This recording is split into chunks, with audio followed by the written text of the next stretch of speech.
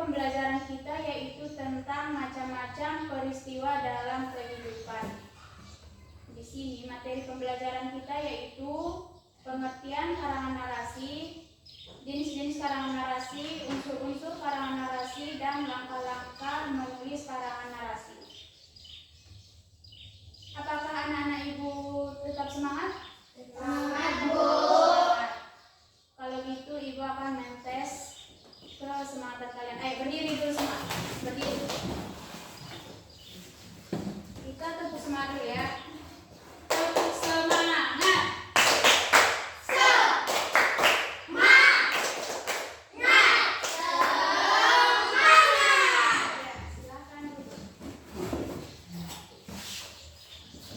Tujuan pembelajaran kita pagi ini yaitu mulai kegiatan mendengarkan, siswa mampu mengetahui pengertian karangan narasi, jenis-jenis karangan narasi, dan unsur-unsur karangan narasi, serta langkah-langkah menulis karangan narasi. Selanjutnya, siswa mampu menentukan tema dan judul karangan. Siswa mampu menyusun kerangka karangan berdasarkan tema dan judul karangan. Dengan menyuruh siswa membuat karangan berbentuk narasi, siswa mampu mengembangkan keterampilan menulis karangan dengan mandiri.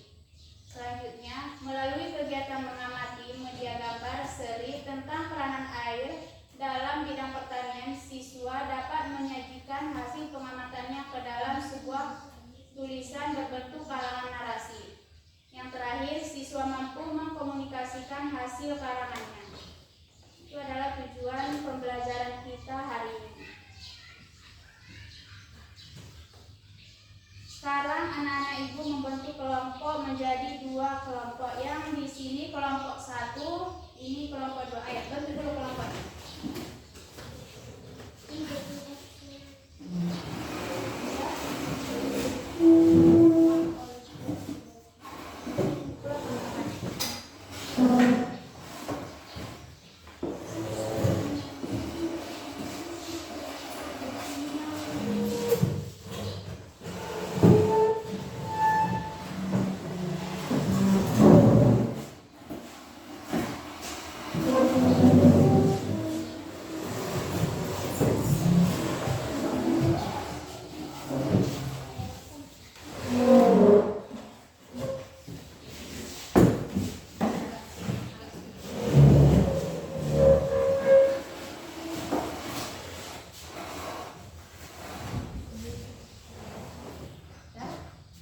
Ini kelompok 1 ya, dan yang ini kelompok 2.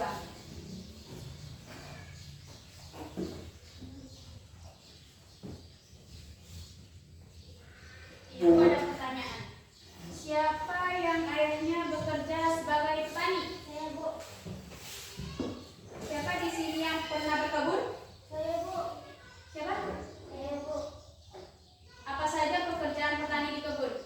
Pekerjaan petani di kebun sangat beragam, mulai dari persiapan lahan, penanaman, perawatan, hingga panen.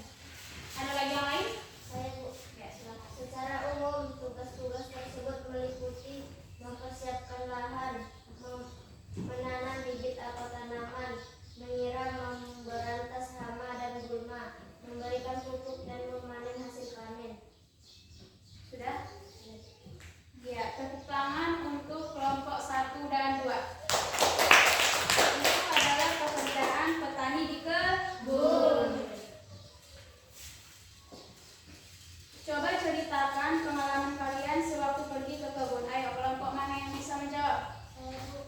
Kelompok 2, silakan. Suatu pagi yang cerah, aku dan keluargaku memutuskan pergi ke kebun milik kakek di pinggir desa. Perjalanan ke sana memakan waktu sekitar 1 jam dari rumah. Sesampainya di kebun, udara terasa sangat segar dan sejuk, menyejukkan, jauh dari hiruk-pikuk kota. Kebun kakek penuh dengan berbagai macam-macam tanaman. Ada pohon mangga, jambu, pisang, dan kangkung. Aku langsung ikut membantu memetik buah jambu yang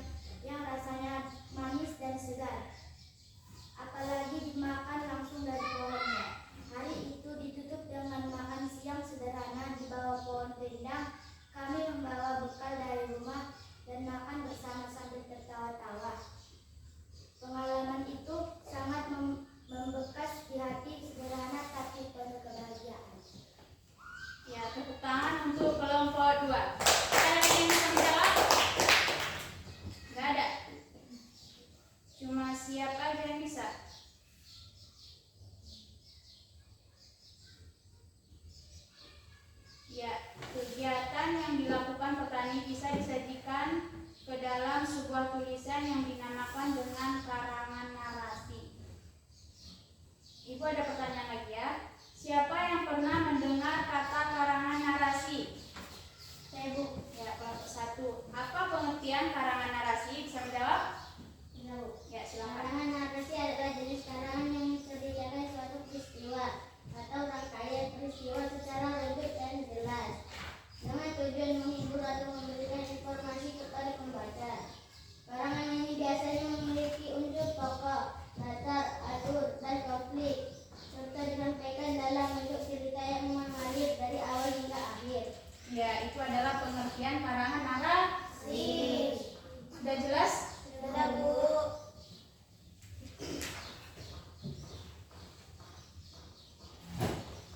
Ya, karangan narasi adalah karangan yang menceritakan suatu peristiwa atau kejadian secara berurutan atau kronologis. Peristiwa yang diceritakan bisa bersifat fiksi, imajinasi, atau non-fiksi atau fakta. Tujuan utama karangan narasi adalah untuk menghibur dan menyampaikan informasi atau pesan melalui cerita. Jenis-jenis karangan narasi. Karangan narasi atau teks naratif dapat dibagi menjadi 3 jenis utama. Yang pertama, narasi informatif, dan yang kedua, narasi artistik, dan yang ketiga, narasi sugestif. Unsur-unsur karangan narasi. Unsur-unsur cerita narasi terdiri dari unsur intrinsik dan ekstrinsik. Unsur intrinsik meliputi tema, latar, tokoh, penokohan, alur, dan sudut pandang. Unsur ekstrinsik meliputi latar belakang penulis, kondisi sosial, politik, dan budaya saat cerita dibuat. Langkah-langkah karangan narasi yaitu: karangan narasi melibatkan perencanaan, penulisan, dan penyuntingan. Pertama, tentukan tema, amanat, dan sasaran pembaca. Dan yang kedua, buat skema alur cerita dengan peristiwa utama dan rincian. Yang ketiga, susun tokoh, latar, dan sudut pandang. Keempat, tulis cerita dengan bagian awal, perkembangan, dan akhir. Terakhir, periksa kebahasaan dan tanda baca.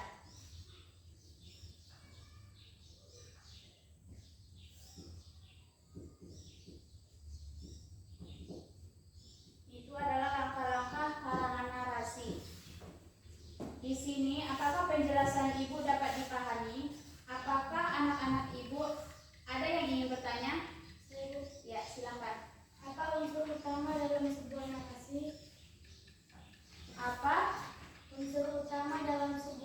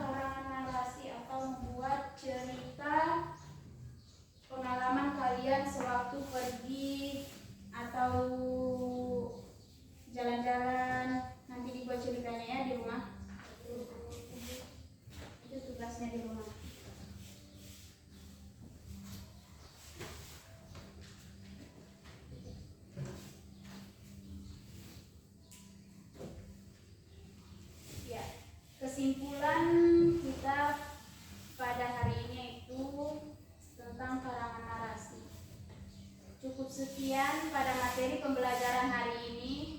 Karangan narasi adalah jenis karangan yang menceritakan suatu peristiwa atau kejadian secara runtun dan jelas, baik itu nyata maupun imajinatif, dengan tujuan menghibur atau memberikan pesan tertentu kepada pembaca. Unsur penting dalam karangan narasi meliputi tokoh, latar, alur, dan konflik. Itu adalah kesimpulan materi kita hari ini. Dan untuk tugasnya di rumah nanti dikerjakan ya. Cukup sekian pembelajaran kita hari ini. Ketua kelas, mari tutup dengan doa.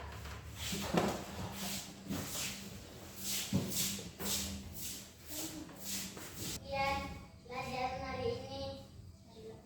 Marilah kita berdoa menurut agama dan kepercayaan masing-masing. Berdoa dimulai.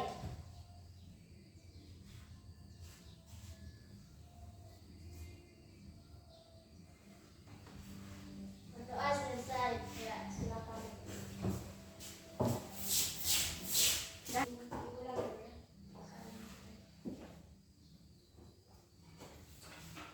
Ya, cukup sekian untuk pembelajaran kita hari ini. Kita ucapkan alhamdulillah. Alhamdulillahirabbil alamin. Assalamualaikum warahmatullahi wabarakatuh. Waalaikumsalam.